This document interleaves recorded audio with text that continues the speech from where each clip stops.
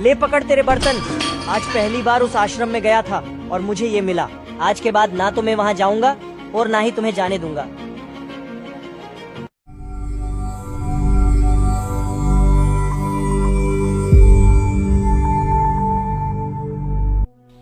एक नगर में एक विधवा औरत रहती थी जिसका नाम रमा था।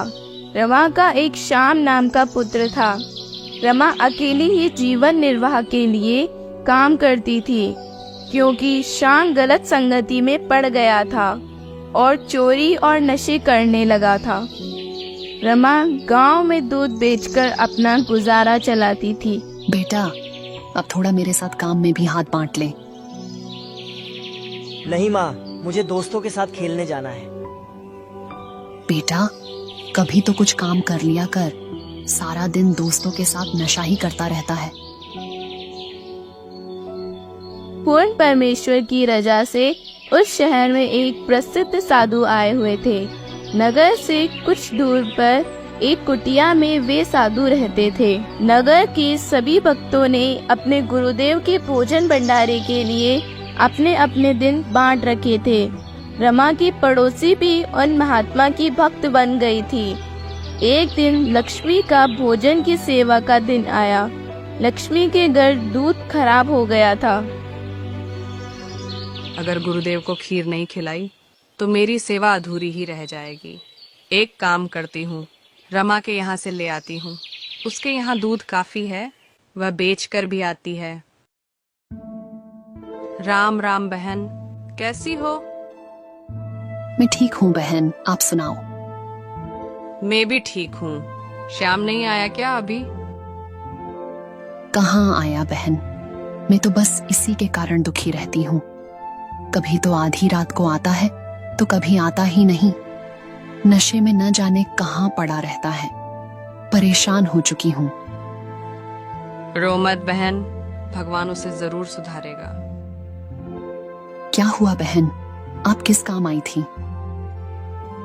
बहन, आज मेरा गुरुदेव के लिए भोजन प्रसाद बनाने का दिन है और आज हो घर का सारा दूध खराब हो गया। अगर तुम थोड़ा उधार दे देती तो शायद मैं भी गुरुदेव के लिए खीर बना लेती। रमा ने अपने घर का सारा दूध उठाया और बिना कुछ अपने लिए रखे ही सारा दूध लक्ष्मी के हाथों में थमा दिया। ये लो बहन, गुरुदेव के लिए भोजन बना लेना, लेकिन मैं इसे वापस नहीं लूंगी। लेकिन बहन, तूने अपने लिए तो कुछ भी नहीं रखा। नहीं बहन, क्या पता कहीं कम पड़ जाए। ऐसा मौका मुझे कब मिलेगा। आप सारा ही ले जाओ।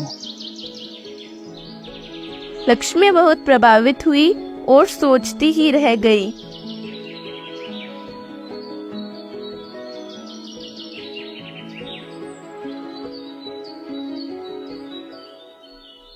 अगले दिन लक्ष्मी ने सोचा कि रमा बहुत अच्छे भक्त स्वभाव की लगती है। सच में इतना त्याग तो मैं भक्त बनकर भी नहीं कर पाई जितना कि उसने मेरे गुरुदेव के लिए अपने घर का सारा दूध दे दिया। लक्ष्मी रमा के पास जाकर गुरुदेव के सत्संग और चमत्कार सुनाने लगी और उसे भी सत्संग में चलने के लिए कहा। बहना, तुम्हारे तो पति है, मैं तो अकेली हूँ। अगर सत्संग में जाऊंगी तो श्याम के चाचा ताऊ न जाने क्या क्या बात बनाएंगे। मैं नहीं जा सकती। लक्ष्मी रोज रमा को आकर समझाने लगी। बहन, सत्संग में तो हर प्रकार के लोग आते हैं। भगवान से लाभ तो सभी चाहते हैं और हम सब भी तो तुम्हारे साथ चलेंगे। लक्ष्मी के बहुत कुछ कहने पर रमा उसकी बातें ध्यान से सुनने लगी। एक दिन रमा मान गई और उसने भी सत्संग में चलने का मन बना लिया। बच्चों, अगर कितना भी बुरा इंसान सत्संग में आता है तो परमात्मा उसे सुधार देते हैं। चाहे वह नशे करता हो या चोरी, भगवान उसे सद्बुद्धि प्रदान करता है। रमा सत्संग से खूब प्रभावित हुई क्योंकि उसका बेटा उसकी एक भी बात नहीं मानता था। उसने गुरुदेव से दीक्षा ग्रहण कर ली। रमा भी अब औरों के साथ सत्संग में आने लगी। रमा अपने गुरुदेव से बस एक ही प्रार्थना करती थी। हे गुरुदेव, मेरा एक ही बेटा है और वह गलत संगति में पड़ गया है। उस पर भी दया करो मालिक। बेटी, भगवान पर विश्वास रखो, परमात्मा दया करेंगे। आप भक्ति करते रहो। एक दिन रमा ने सोचा कि मैं भी तो कभी गुरुदेव को भोजन भंडारा कराऊं, लेकिन सबने अपने अपने दिन बांट रखे थे। भक्तजियों, मुझे भी एक दिन सेवा का मौका दीजिए। मैं भी गुरुदेव को भोजन करवाना चाहती हूँ। लेकिन कोई भी खुद की सेवा देना नहीं चाहता था। बहन, 3 दिन बाद मेरा सेवा का दिन है। उस दिन सुबह भंडारा में ले आऊंगी और शाम का भंडारा आप ले आना। रमा बहुत खुश हुई और उस दिन का बेसब्री से इंतजार करने लगी। तीसरे दिन शाम को रमा बहुत ही खुशी से भोजन बनाने लगी। अचानक रमा को बुखार होने लगा। हे भगवान, इस बुखार को भी अभी होना था क्या? गुरुदेव के लिए भंडारा कैसे पहुंचाऊंगी? भोजन बनने तक रमा को भयंकर बुखार हो गया। रमा के चलने जितनी भी हिम्मत नहीं रही थी। चक्कर आ रहे थे। उधर श्याम और उसके दोस्तों ने एक योजना बनाई। भाई, आज रात हम राजा के घर चोरी करेंगे और अगर एक हार भी मिल गया तो लाखों रुपए मिल जाएंगे। हाँ भाई, सब अंधेरा होते ही खाना खाकर यहाँ आ जाना। अगर कोई ना पाया तो हम अकेले ही चले जाएंगे। ऐसी योजना बनाकर सभी खाना खाने अपने अपने घर आ गए। बेटा, ये भोजन मेरे गुरुदेव को खिलाओ। मुझे तेज बुखार हो गया है बेटा। नहीं नहीं, मैं कहीं नहीं जाने वाला, और आप भी मत जाया करो वहाँ। मुझे ताऊ जी ने तुम्हें वहाँ न जाने के लिए कहा है। बेटा, आज मैं बीमार हूँ, इसलिए बोल रही हूँ। मेरे साथ की सब चली गई है बेटा। बस ये एक काम कर दे मेरा। आज के बाद मैं तुम्हें किसी काम के लिए नहीं कहूंगी। मेरी वजह से गुरुदेव भूखे रह जाएंगे बेटा।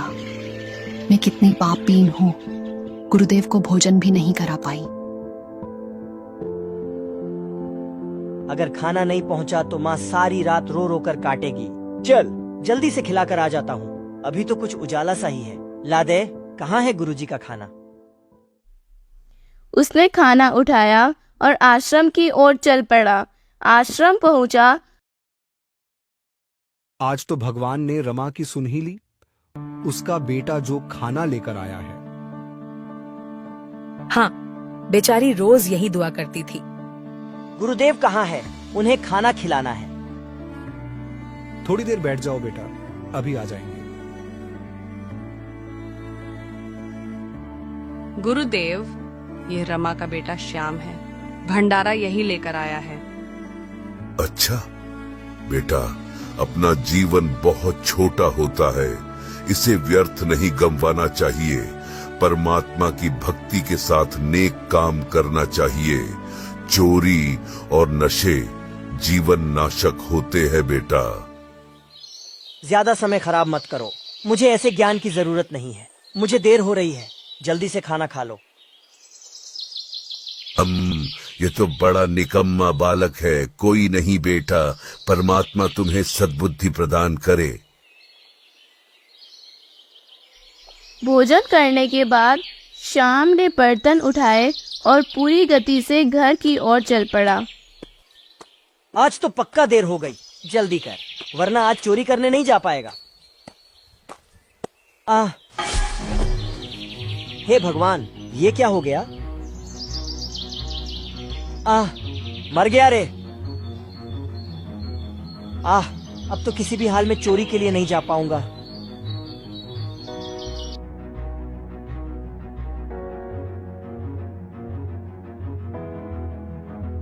ले पकड़ तेरे बर्तन।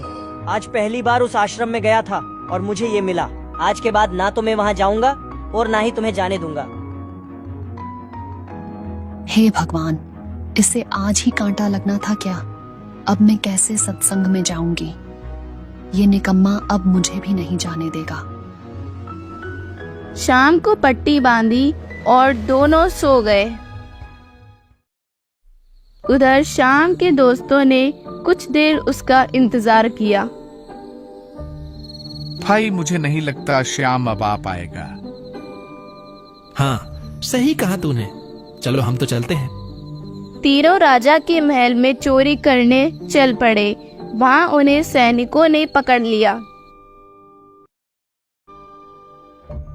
राजन, जब इन्होंने राजा के महल में भी चोरी करने की ठान ली तो ये नगर के लिए भयानक साबित होंगे। इन्हें कड़ी से कड़ी सजा मिलनी चाहिए। हाँ, नगर में बहुत सी चोरियां हो रही हैं। इन्हीं जैसे चोर उचक्के कर रहे होंगे। इन्हें तो सूली से मौत के घाट उतारा जाना चाहिए ताकि सभी में चोरी का खौफ हो।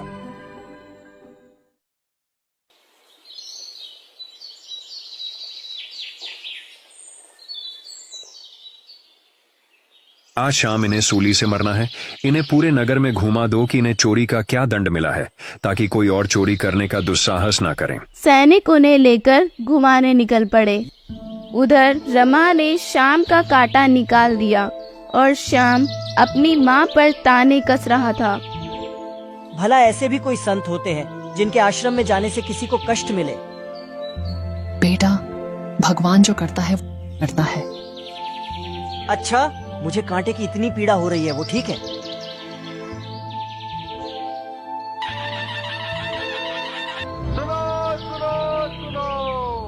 ये तीनों चोर राजा के महल में चोरी कर रहे थे। इसकी सजा में इन्हें आज शाम सूली से मौत के घाट उतारा जाएगा। तीनों की नजर शाम से टकराई और शाम तीनों दोस्तों को देखकर कांप गया। शाम के पैरों तले की जमीन खिसक गई। सैनिकों और दोस्तों के जाने के बाद रमा अंदर चली गई, लेकिन शाम को सदमा सा लग गया और देखता रह गया। कांपता हुआ अपनी माँ के पास जाकर रोने लगा। अब क्या हो गया बेटा? अब तो कांटा भी निकाल दिया। थोड़ी देर बाद दर्द मिट जाएगा, रो मत। नहीं माँ, मुझे ये दर्द नहीं है। मुझे भी आज शाम सूली पर मरना था माँ। आपके गुरुदेव धन्य है। आपके गुरुदेव ने मुझे जीवन दान दिया है माँ। क्यों बेटा? सूली से तो चोर मारे जाते हैं, तू चोर थोड़ी है। हाँ माँ, मैं चोर भी था। कल भी इनके साथ जाने वाला था। मैं जा नहीं पाया तो आपके गुरुदेव को भला बुरा बोल रहा था। मुझे माफ कर दे माँ। बेटा, मुझे नहीं पता था कि तू चोरी भी करने लग गया है। मुझे कांटा ना लगता तो मैं भी आज मारा जाता। माँ, अगर मैं मर जाता तो तू अकेली ही रह जाती। तेरा कौन होता फिर? आपके गुरुदेव तो भगवान ही है जिन्होंने मुझे जीवन दान दिया है माँ। चल बेटा, गुरुदेव से क्षमा मांग और उपदेश ले। हाँ माँ, जरूर नाम दीक्षा लूंगा। दोनों उसी समय आश्रम गए और सारी कहानी अपने गुरुदेव को बताई। बेटा, सतगुरु शरण में आने से आई टले बला, जे मस्तक में सूली हो वह कांटे में टल जा। ये सब खेल परमात्मा ही करते हैं। परमात्मा ने आपको नया जीवन दान दिया है। अब आप भी दीक्षा लेकर भक्ति करो।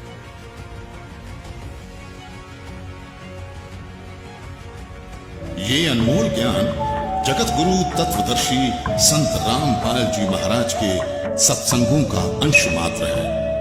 संपूर्ण आध्यात्मिक ज्ञान के लिए सुनिए संत रामपाल जी महाराज के मंगल प्रवचन।